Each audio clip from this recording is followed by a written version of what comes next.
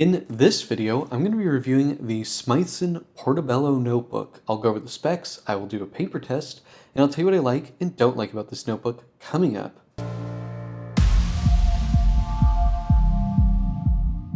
This is the Smythson Portobello notebook. This is Smythson's biggest notebook, and it's essentially just a very large Panama notebook, which is their most famous notebook. This is a Panama here. It's roughly like 3 by 5, whereas this notebook is 8.5 by 10 inches. And just as a comparison to something more standard, this is a standard A5 size notebook. So you can just see how much bigger it is. This is really more of a desk notebook. Now, in terms of specs, this uses Smythson's Featherweight paper, just like the Panama notebook. So this is like, I believe it's 50 or 52 GSM weight. So it's about half the weight of a standard notebook paper. So you get twice the amount of pages, so 384 versus here on a Papermind Draw Next notebook. You can see this is 192 pages, so that's 96 leaves. And then this would be 192 leaves, so twice the number of pages here, and you really don't get a notebook that's too much thicker. Now, these come in a lot of different colors, as well as 3 different types of leather. This particular one is called Ludlow, and it's a grained calfskin that's supposed to sort of look like a deer skin.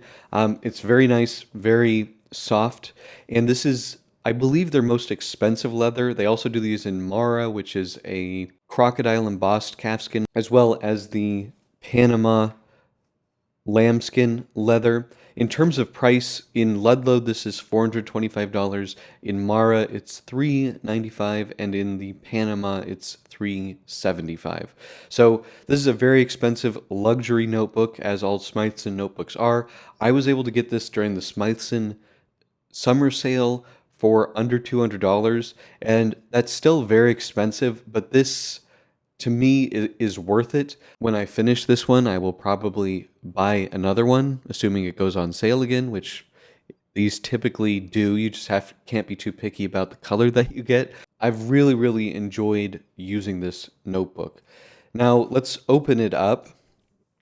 And right off the bat, we can see this kind of blue paste down, which is a bit of a thicker version of their Featherweight paper. And then we go into the very light Featherweight paper here. Actually, this is still a little bit thicker than the standard Featherweight. You can see they have two royal warrants. I'm sure these warrants have changed at this point. We have the Queen of England and the Prince of Wales here. And we can see it's called the Portobello. And these are handmade in England. I do believe these are actually all handmade. They are stitched. I believe they're 16-page signatures, but it's very hard to tell because we have, these headbands and footbands which kind of obscure the signatures. When you use a really thin paper like this, you can get away with 32-page signatures, so I'm not sure they do that.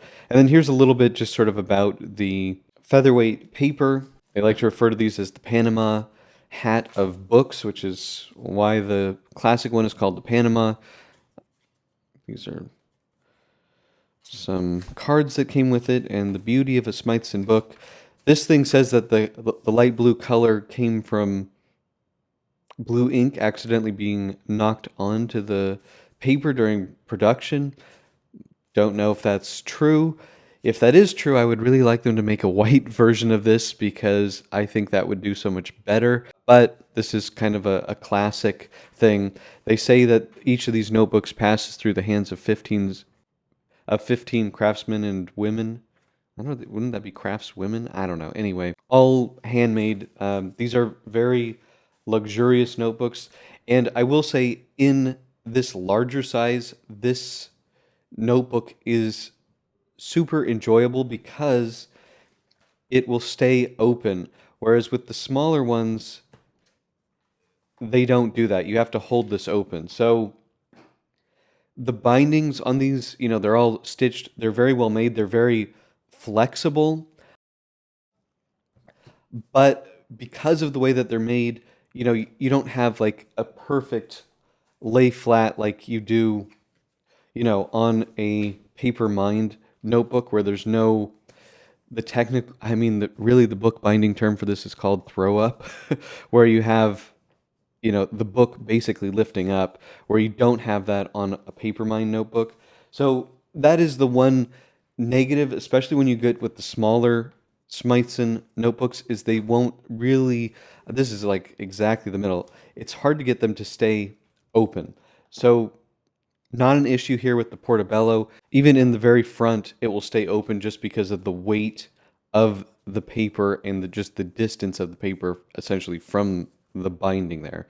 So in terms of comfort, this is kind of the ultimate of the Smythsons.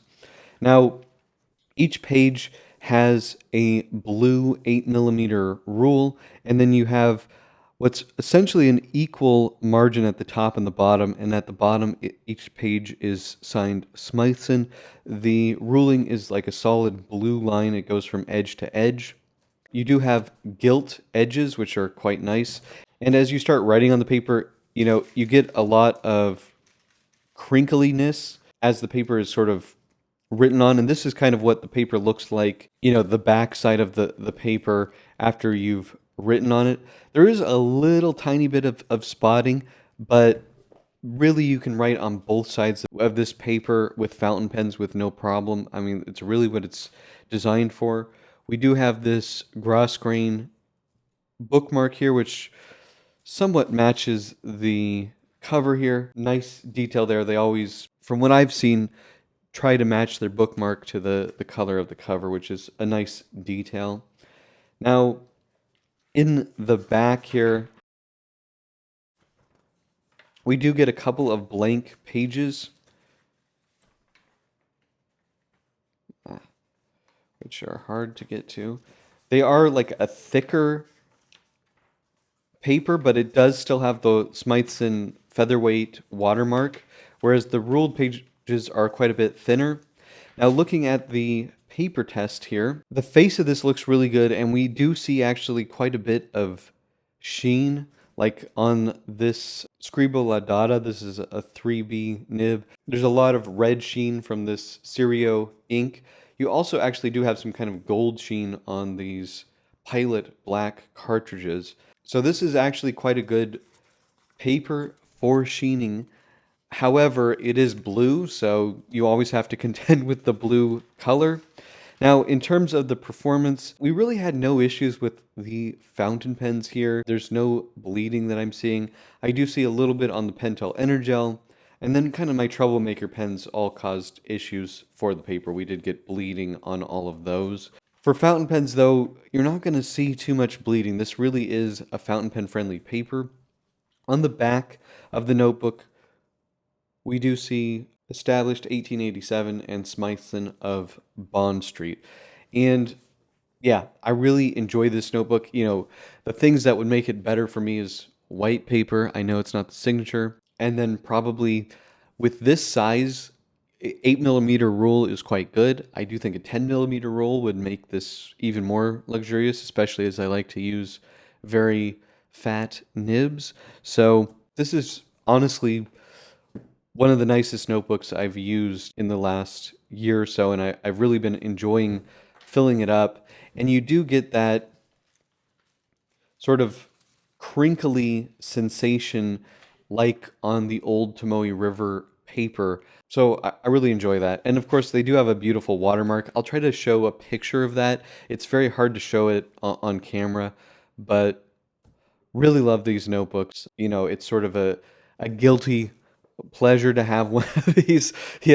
Nobody needs this kind of notebook, but they are enjoyable. In terms of luxury notebooks, this is really kind of the top for me that I've experienced thus far. So what are my pros and cons for the Smythson Portobello notebook? Well, I think the pros here are the very luxurious build quality and the extremely fountain pen friendly paper. You get a really nice crinkly special watermarked paper. These notebooks are all handmade in England and the materials are just quality. It's an absolute joy to use. Now, in terms of cons, I do wish that we got a little bit wider than 8mm ruling. I also wish that the paper wasn't blue. You know, white would be better. I know it's not their signature color, but that would be better. And the biggest con, of course, is the price. $425 for a notebook is very rich. That's very expensive. So, you know, when I buy these, I'm waiting until the sale when these are 50% off or more. And even then, that's a lot. So, nobody needs a notebook like this. If you want something luxurious, you do get almost 400 pages, so it lasts a long time. But the price, there's no getting around it. Also, if you buy them on discount like I do, you don't get to pick the color. They typically don't put like black on sale. So you got to be a little bit more open to different colors. I do like this one, but you know, some years they might only have the pink one, and it's like, not sure. I can put $200 out for that or whatever. It's a lot. That's pretty much it. Do you guys have this notebook? Do you like this notebook? Let me know in the comment section below. If you like this video, please hit that like button. Thank you so much, and until next time.